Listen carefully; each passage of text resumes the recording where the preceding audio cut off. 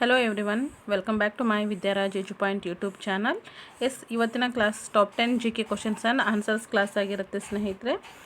ಇವತ್ತಿನ ಕ್ಲಾಸಲ್ಲಿ ನಾವು 10 ಪ್ರಶ್ನೋತ್ತರಗಳನ್ನ ನೋಡ್ಕೊಂಡು ಬರೋಣ.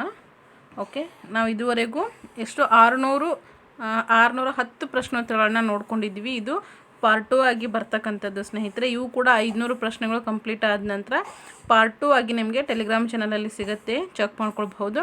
ಪಾರ್ಟ್ 1 ಆಗಿ ಈಗಾಗಲೇ 500 ಪ್ರಶ್ನೆಗಳ ಸಂಗ್ರಹ ನಿಮಗೆ ಸಿಕ್ಕಿರುತ್ತೆ ಅಂತ ಅನ್ಕೊತಾ ಇವತ್ತಿನ ಕ್ಲಾಸನ್ನು ಶುರು ಮಾಡೋಣ. ಕ್ಲಾಸನ್ನು ನೋಡ್ತಾ ಇರೋರು ಎಲ್ಲರೂ ಕೂಡ ಕ್ಲಾಸ್ಗೆ ಇಷ್ಟ ಆದರೆ ಲೈಕ್ ಮಾಡ್ತಾ ಬನ್ನಿ. ಹೊಸಬ್ರು ಯಾರಾದರೂ ನೋಡ್ತಾ ಇದ್ದರೆ ನಮ್ಮ ಚಾನಲ್ಗೆ ಸಬ್ಸ್ಕ್ರೈಬ್ ಮಾಡ್ಕೊಳ್ಳಿ ಸ್ನೇಹಿತರೆ. ಆಗಿದ್ದರೆ ಇವತ್ತಿನ ಕ್ಲಾಸ್ನ ಮೊದಲ ಪ್ರಶ್ನೆ 111ನೇ ಪ್ರಶ್ನೆ. ಮೂಸಿ ಮತ್ತು ಭೀಮಾ ನದಿಗಳು ಯಾವ ನದಿಯ ಉಪನದಿಗಳಾಗಿರುತ್ತೆ? ಮೂಸಿ ಮತ್ತು ಭೀಮಾ ನದಿಗಳು ಯಾವ ನದಿಯ ಉಪನದಿಗಳಾಗಿರುತ್ತೆ? ನಿಮಗೆ ಕೆಲವೊಂದಷ್ಟು ಸೆಕೆಂಡ್ಗಳ ಕಾಲ ಟೈಮ್ ಇರುತ್ತೆ. ಕಮೆಂಟಲ್ಲಿ ಸಹ ನೀವು ಆನ್ಸರನ್ನು ಗೊತ್ತಿದ್ದರೆ ಹಾಕಬಹುದು. ಉತ್ತರ ನೋಡಿ, ಕೃಷ್ಣ ಅಂತಕ್ಕಂಥದ್ದು. ಮೂಸಿ ಮತ್ತು ಭೀಮಾ ನದಿಗಳು ಕೃಷ್ಣಾ ನದಿಯ ಉಪನದಿಗಳಾಗಿರುತ್ತೆ. ಮುಂದಿನ ಪ್ರಶ್ನೆ 112ನೇ ಪ್ರಶ್ನೆ. ಪ್ರಪಂಚದ ಅತಿ ದೊಡ್ಡ ದ್ವೀಪವಾದ ಮಜುಲಿ ದ್ವೀಪವು ಯಾವ ರಾಜ್ಯದಲ್ಲಿದೆ?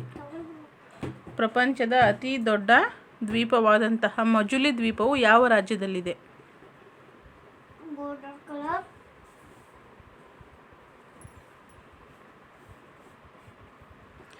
ಉತ್ತರ ಅಸ್ಸಾಂ. ಪ್ರಪಂಚದ ಅತಿ ದೊಡ್ಡ ದ್ವೀಪವಾದಂತಹ ಮಜುಲಿ ದ್ವೀಪವು ಅಸ್ಸಾಂ ರಾಜ್ಯದಲ್ಲಿದೆ. ನೆಕ್ಸ್ಟ್ ಪ್ರಶ್ನೆ. ಬೆಟ್ಟದ ಇಳಿಜಾರುಗಳಲ್ಲಿ ಮಣ್ಣಿನ ಸವೆತವನ್ನು ಯಾವುದರಿಂದ ಪರಿಶೀಲಿಸಬೇಕು? ಇದು 113ನೇ ಪ್ರಶ್ನೆ. ಬೆಟ್ಟದ ಇಳಿಜಾರುಗಳಲ್ಲಿ ಮಣ್ಣಿನ ಸವೆತವನ್ನು ಯಾವುದರಿಂದ ಪರಿಶೀಲಿಸಬೇಕು? ಓಕೆ, ಉತ್ತರ ನೋಡೋಣ. ಟೆರೆಸ್ ಕೃಷಿ ಮತ್ತು ಬಾಹ್ಯರೇಖೀಯ ಉಳುಮೆ. ಟೆರೆಸ್ ಕೃಷಿ ಮತ್ತು ಬಾಹ್ಯರೇಖೀಯ ಉಳುಮೆ ಅಂತಕ್ಕಂಥದ್ದು ಬೆಟ್ಟದ ಇಳಿಜಾರುಗಳಲ್ಲಿನ ಮಣ್ಣಿನ ಸವೆತವನ್ನು ಇದರಿಂದ ಪರಿಶೀಲಿಸಬೇಕು ಅಂತಕ್ಕಂಥದ್ದು. ನೆಕ್ಸ್ಟ್ ಪ್ರಶ್ನೆ 114ನೇ ಪ್ರಶ್ನೆ. ರಾಷ್ಟ್ರೀಯ ಮಾನವ ಹಕ್ಕುಗಳ ಆಯೋಗದ ಅಧ್ಯಕ್ಷರು ಯಾರಾಗಿರಬೇಕು? ರಾಷ್ಟ್ರೀಯ ಮಾನವ ಹಕ್ಕುಗಳ ಆಯೋಗದ ಅಧ್ಯಕ್ಷರಾಗಿರಬೇಕು ಯಾರು? ಉತ್ತರ ಸರ್ವೋಚ್ಚ ನ್ಯಾಯಾಲಯದ ನಿವೃತ್ತ ನ್ಯಾಯಾಧೀಶರು ರಾಷ್ಟ್ರೀಯ ಮಾನವ ಹಕ್ಕುಗಳ ಆಯೋಗದ ಅಧ್ಯಕ್ಷರಾಗಿರಬೇಕು ಅಂತಕ್ಕಂಥದ್ದು ಮಾಹಿತಿ. ಮುಂದಿನ ಪ್ರಶ್ನೆ 115ನೇ ಪ್ರಶ್ನೆ. ಭಾರತದ ಪ್ರಮಾಣಿತ ಮೆರಿಡಿಯನ್ ಯಾವುದು? ಭಾರತದ ಪ್ರಮಾಣಿತ ಮೆರಿಡಿಯನ್ ಯಾವುದು?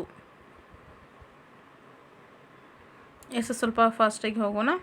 ನೀವು ಬೇಕಿದ್ದರೆ ವಿಡಿಯೋನ ಪಾಸ್ ಮಾಡಿಕೊಂಡು ಕಾಮೆಂಟ್ ಸೆಕ್ಷನ್ಗೆ ಹೋಗಿ ನಿಮ್ಮ ಆನ್ಸರನ್ನು ಹಾಕಿ ಪುನಃ ಈ ಒಂದು ಕ್ಲಾಸನ್ನು ಆನ್ ಮಾಡಿಕೊಂಡು ನೋಡ್ಕೊಳ್ಬಹುದು ಸ್ನೇಹಿತರೆ. ಉತ್ತರ ನೋಡೋಣ. 82 ಡಿಗ್ರಿ ಮತ್ತು ಏನು ಹೇಳ್ತೀವಿ 3 ಇಂಚು ಈ ರೇಖಾಂಶ ಅಂತಕ್ಕಂಥದ್ದು ಅಲ್ವಾ? ನೋಡಿ, ಹೇಳೋದ್ರಲ್ಲಿ ಏನಾದರೂ ವ್ಯತ್ಯಾಸ ಆದರೆ ಕರೆಕ್ಷನ್ ಮಾಡ್ಕೊಳ್ಳಿ ಸ್ನೇಹಿತರೆ. ಭಾರತದ ಪ್ರಮಾಣಿತ ಮೆರಿಡಿಯನ್ ಆಗಿರುತ್ತೆ. ಫ್ಲೋನಲ್ಲಿ ಹೇಳ್ತಾ ಏನಾದರೂ ಮಿಸ್ಟೇಕ್ಸ್ ಆದರೆ ಅಡ್ಜಸ್ಟ್ ಮಾಡ್ಕೊಳ್ಳಿ. ನೆಕ್ಸ್ಟ್ ಪ್ರಶ್ನೆ 116. ಮರಳುಗಲ್ಲು ಯಾವ ರೀತಿಯ ಬಂಡೆಯಾಗಿದೆ? ಮರಳುಗಲ್ಲು ಯಾವ ರೀತಿಯ ಬಂಡೆಯಾಗಿದೆ ಅಂತಕ್ಕಂಥದ್ದು. ಇದಕ್ಕೆ ಉತ್ತರ ಸೆಡಿಮೆಂಟರಿ ಅಂತಕ್ಕಂಥದ್ದು, ಅಂದರೆ ಕಣಶಿಲೆಯಾಗಿ ಪರಿವರ್ತನೆ ಆಗುತ್ತೆ ಮರಳುಗಲ್ಲು. ಓಕೆ, ಮುಂದಿನ ಪ್ರಶ್ನೆ 117ನೇ ಪ್ರಶ್ನೆ. ಚುನಾವಣಾ ಆಯೋಗದ ಕುರಿತು ತಿಳಿಸುವಂತಹ ಸಂವಿಧಾನದ ಲೇಖನ ಯಾವುದು? ಚುನಾವಣಾ ಆಯೋಗದ ಕುರಿತು ತಿಳಿಸುವ ಸಂವಿಧಾನದ ಲೇಖನ ಯಾವುದು? ಉತ್ತರ ನೋಡೋಣ. 324ನೇ ಲೇಖನ. ಚುನಾವಣಾ ಆಯೋಗದ ಕುರಿತು ತಿಳಿಸುವ ಸಂವಿಧಾನದ ಲೇಖನ ಬಂದು 324ನೇ ಲೇಖನ ಆಗಿರುತ್ತೆ. ಮುಂದಿನ ಪ್ರಶ್ನೆ 118ನೇ ಪ್ರಶ್ನೆ. ಮೊದಲ ಆಂಗ್ಲೋ ಮೈಸೂರು ಯುದ್ಧ ಯಾವಾಗ ನಡೆಯಿತು? ಮೊದಲ ಆಂಗ್ಲೋ ಮೈಸೂರು ಯುದ್ಧ ಯಾವಾಗ ನಡೆಯಿತು? ಉತ್ತರ 1767 ಅಂತಕ್ಕಂಥದ್ದು ಮೊದಲ ಆಂಗ್ಲೋ ಮೈಸೂರು ಯುದ್ಧ ನಡೆದಿದ್ದು. ಮುಂದಿನ ಪ್ರಶ್ನೆ 119ನೇ ಪ್ರಶ್ನೆ. ಶ್ರವಣಬೆಳಗೊಳ ಯಾರ ಮುಖ್ಯವಾದ ತೀರ್ಥಯಾತ್ರಾ ಕ್ಷೇತ್ರವಾಗಿರುತ್ತೆ? ಶ್ರವಣಬೆಳಗೊಳ ಯಾರ ಮುಖ್ಯವಾದ ತೀರ್ಥಯಾತ್ರಾ ಕ್ಷೇತ್ರವಾಗಿದೆ? ಉತ್ತರ ಜೈನರು. ಎಸ್, ಶ್ರವಣಬೆಳಗೊಳ ಅಂತ ಹೆಸರು ಬರಲಿಕ್ಕೆ ಕಾರಣನೇ ಜೈನರು, ಜೈನ ಮುನಿಗಳು ಅಂತಕ್ಕಂಥದ್ದು ಒಂದು ಇತಿಹಾಸ ಇದೆ. ಎಸ್, ಅದನ್ನು ಕ್ಲಾಸನ್ನು ಹೇಳುವಾಗ ಹೇಳ್ತೀನಿ. ಶ್ರವಣಬೆಳಗೊಳ ಜೈನರ ಮುಖ್ಯವಾದಂತಹ ತೀರ್ಥಯಾತ್ರಾ ಕ್ಷೇತ್ರವಾಗಿರುತ್ತೆ. ಎಸ್, ಆಗಿದ್ದರೆ ಈ ಒಂದು ಕ್ಲಾಸ್ನ ಕೊನೆಯ ಪ್ರಶ್ನೆ ಸ್ನೇಹಿತರೆ 10ನೇ ಪ್ರಶ್ನೆ ಅಂತಲೇ ಹೇಳ್ತೀವಿ. ಆ್ಯಂಡ್ ಕಂಟಿನ್ಯೂಸ್ ನಂಬರ್ ಬಂದರೆ 120 ನಂಬರ್. ಎಸ್, ಬೇಲೂರಿನಲ್ಲಿರ್ತಕ್ಕಂತಹ ಪ್ರಸಿದ್ಧವಾದ ಮಂದಿರ ಯಾವುದು? ಬೇಲೂರಿನಲ್ಲಿರುವ ಪ್ರಸಿದ್ಧವಾದ ಮಂದಿರ ಯಾವುದು? ಎಸ್, ಉತ್ತರ ನೋಡ್ಕೊಳ್ಳೋಣ ಸ್ನೇಹಿತರೆ. ಚೆನ್ನಕೇಶವ ಮಂದಿರ. ಬೇಲೂರಿನಲ್ಲಿರ್ತಕ್ಕಂತಹ ಪ್ರಸಿದ್ಧವಾದ ಮಂದಿರ ಚೆನ್ನಕೇಶವ ಮಂದಿರ ಆಗಿರುತ್ತೆ. ಎಸ್, ಐ ಹೋಪ್ ಈ ಒಂದು ಮಾಹಿತಿ ನಿಮಗೆ ಖಂಡಿತ ಇಷ್ಟ ಆಗಿದೆ ಅಂತ ಭಾವಿಸ್ತೀನಿ. ಇಷ್ಟ ಆಗಿದ್ದರೆ ಲೈಕ್ ಮಾಡಿ, ಶೇರ್ ಮಾಡಿ, ಸಬ್ಸ್ಕ್ರೈಬ್ ಮಾಡ್ಕೊಳ್ಳಿ.